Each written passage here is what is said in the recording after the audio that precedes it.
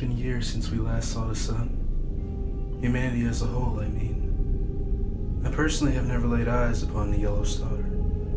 I always hear from the older homeless population stories of the sun, how our solar system in its entirety revolves around that magnificent bright star, how all living things needed to survive, and how some even worshipped it as a deity. All of that was before the sun disappeared. All of that was before we made it disappear. Humanity was always an ambitious species, never satisfied with what they had.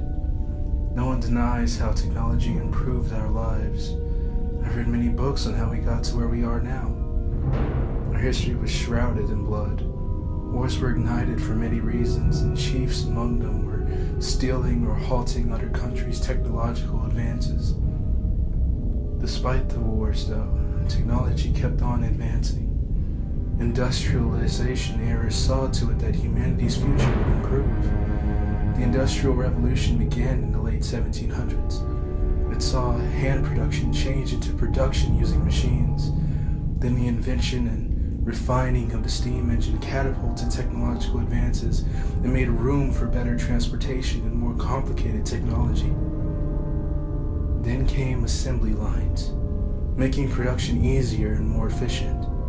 And in the mid-21st century, the perfection of natural energy alternatives like tidal and wind power solved the world's fossil fuel deficiency problem. And that is where it should have stopped. Around the beginning of the 21st century, people started realizing that fossil fuels were running out and alternative sources for energy were sorely needed. Many countries took the initiative in researching some alternative sources: wind, hydroelectric, geothermal, and biomass. Ultimately, hydroelectric and wind energy became the most widely used alternative sources. These alternative sources more than sufficed all of humanity's energy needs, but once again, our ambition got the better of us. Most countries abandoned research into fusion energy mainly because it was very complicated and at the time seemed impossible. But a few couldn't let go of such a treasure trove of energy, so they came together and shared resources. In 2075, they succeeded. Understandably, fusion power quickly became the main source of energy. Fusion power created a massive amount of energy, much more than we could consume as a species. The surplus of energy didn't go to waste, however. Scientists went on an invention rampage. The energy available opened doors to more sophisticated inventions that were only seen in science fiction. Splendid technology like fusion cells, militarized energy weapons, and micro-quantum computers were invented, and eventually, whole cities were made mechanized. Roads and buildings were made mobile.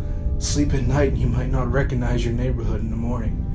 Navigation became a problem, as you might think, but they eventually assigned each building its own navigational chip so it can be found wherever it may end up through the night. They say a mechanical city is more secure against terrorism plots, and that it can even be an attraction. No one argued back. 40 years after the fusion energy industrial revolution, in 2115 the world started paying the price. Global warming, which was improving before fusion energy was ever introduced, became worse than it had ever been before. The ice in the North Pole became almost non-existent. Most of it melted, causing huge tides and even tsunamis to hit. Many governments built a massive oceanic dam to slow down tsunamis. However, not all countries were as lucky. Countries that couldn't afford to build such dams were hit. They were hit hard. Some of them were even wiped from the map. Thereafter, these countries were forever memorialized in special sections of history books. Along with the devastation that the global warming brought, some cities had even more ominous signs that their advances in technology were leading to the planet's destruction, including the city that I live in. Helion City, previously known as New York, is enshrouded in blackness, a blackness that erupted from all the fusion cell factories around and most likely from the city itself. The mechanical motors that enabled the mobilization of the city most definitely partook in the creation of this black smog. The smog didn't only cover cities, however.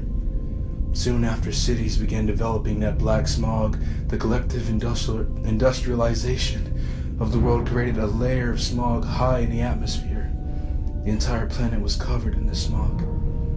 The smog was the purest of black within the cities and grayed out the further away you go from one. It existed long before I did, which is why I've never seen the sun. Not even once.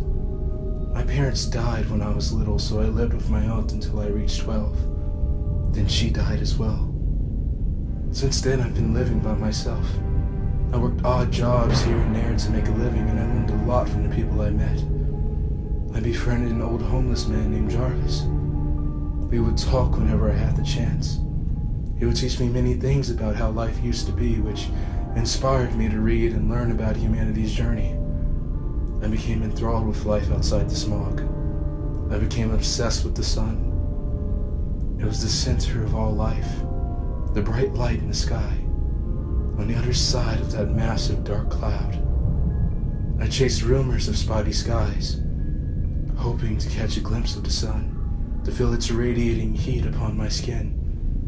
I spent what little I had traveling places they were said to have holes in the smog, all over the United States.